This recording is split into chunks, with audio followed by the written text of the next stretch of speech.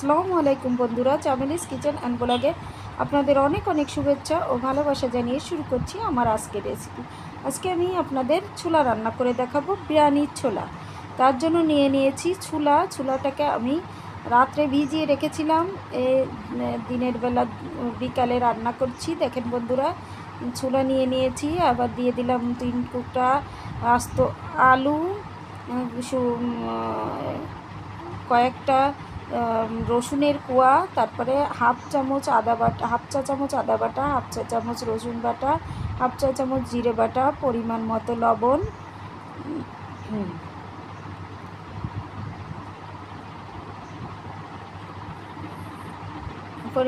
লবণ, তারপরে দিয়ে দিচ্ছি ধনিয়ার গুঁড়ো হাফ চা চামচ,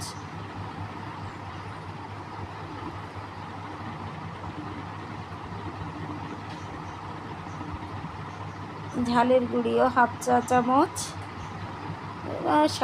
ঝালটা যে যা স্বাদ মতো দিলেই হয়। হলুদের গুঁড়ি পরিমাণ মতো,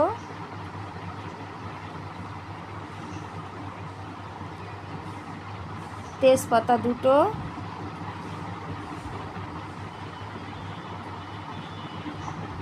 এবার সয়াবিন তেল,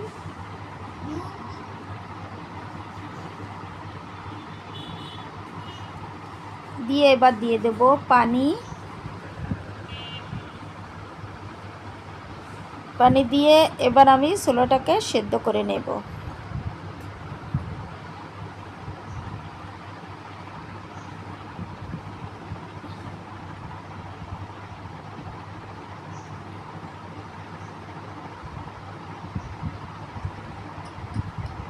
দেখেন বন্ধুরা, ছোলা সেদ্ধ করতে দিয়ে দিয়েছি চুলায়। এদিকে আমি টমেটো কেটে নিচ্ছি। টমেটোর আমি উপর থেকে খোসাটা ফেলে দিয়ে আমি টমেটোটা কুচি কুচি করে কেটে নিচ্ছি।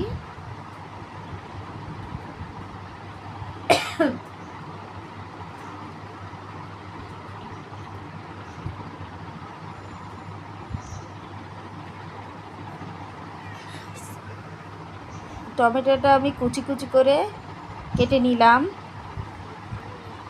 আমার টমেটো কাটা হয়ে গেছে।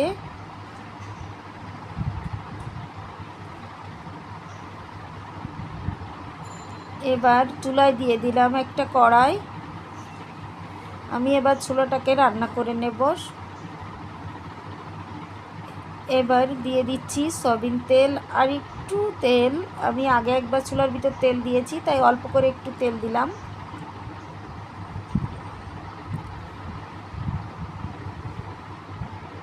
এবার দিয়ে দিলাম কয়েকটা শুকনো ঝাল ভেঙে ভেঙে দিয়ে দিয়েছি। তারপর দিলাম পেঁয়াজ কুচি, রসুন কুচি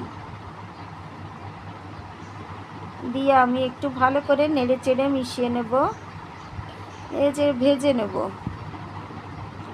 আমি এই ঝাল পেঁয়াজ রসুনটাকে বাদামি কালার করে ভেজে নেব।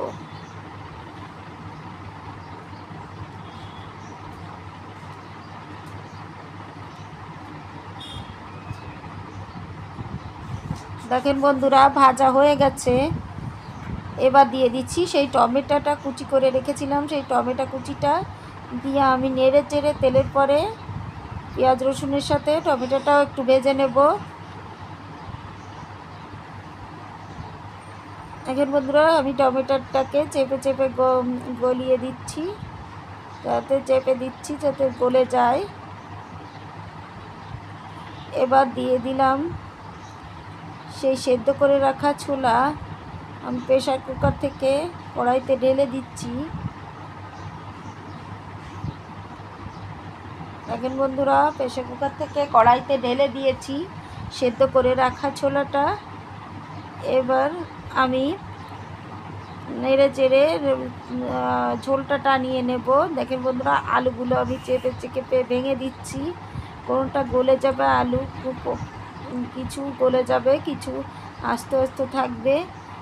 তাহলে ছোলাটা খেতে খুবই টেস্টি এবং মজার হবে।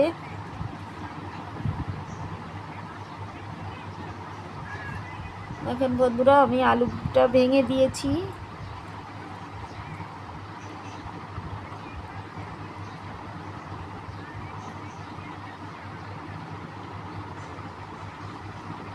এবার দিয়ে দিলাম গরম মশলার গুঁড়ি। গরম মশলা বলতে এখানে আমি আমার একটা স্পেশাল মশলা আছে, জয়ফল জয়ত্রী গরম মশলা সব কিছু দিয়ে তৈরি করা, যেটা দিলে বিরিয়ানির হালকা মিষ্টি মিষ্টি একটা বিরিয়ানির সেন্ট আসবে।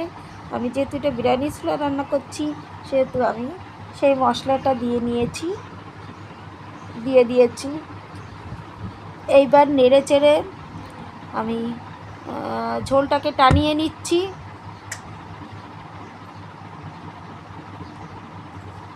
দেখেন বন্ধুরা, আমার ছোলাটা হয়ে গেছে। আমি ছোলা হালকা হালকা ভিজে রাখবো, যেহেতু এটা বিরিয়ানি ছোলা সবসময় একটু ভিজে থাকে। আর দেখেন বন্ধুরা, আমার ছোলার কালার একটু এদিক ওদিক হয়নি, কালো হয়নি, কত সুন্দর একটা কালার এসেছে। এভাবে যদি ছোলা রান্না করা হয় তাহলে খেতেও যেমন মজার হবে, এবং ছোলার কালার হবে খুবই চমৎকার, কালো হবে না ছোলা। আমার রেসিপিটা যদি আপনাদের ভালো লেগে থাকে তবে লাইক কমেন্ট শেয়ার করে আমার পাশে থাকবেন, এবং সাবস্ক্রাইব করবেন। আর আজ এই